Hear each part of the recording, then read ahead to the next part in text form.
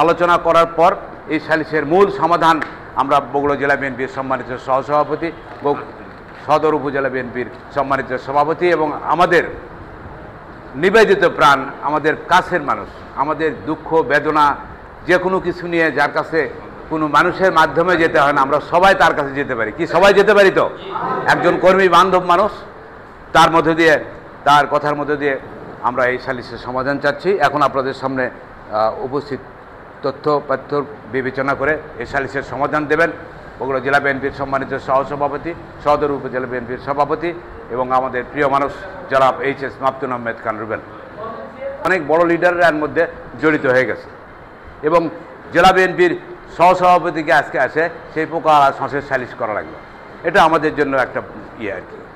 এবং একই সঙ্গে আমি একটা এলান দিতে চাই, কথাটা আমি বলি, আমাদের ছেলেপেলে একটা এলান দিতে চাই যে আমাদের এখানে গোকুল তমিরুন্নেসা বালিকা বিদ্যালয়ে আমাদের বিদ্যালয় জনিত কিছু জটিলতা সমস্যা রয়েছে।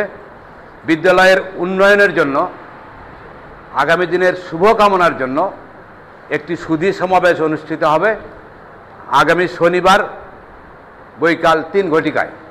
তো বিশেষ করে আমরা যারা গোকুলের লোক এখানে রয়েছি, আপনারা কেউ মন খারাপ করবেন না। ওনারা হয়তো চিঠি করেছেন, চিঠি কাউকে দিয়েছেন, কাউকে দিতে পারেননি, কিন্তু আমরা এলাইট পার্সন যারা রয়েছি এবং যারা উপস্থিত নেই, আপনারা একটু এলান দিয়ে দেবেন। আপনারা সবাই থাকবেন।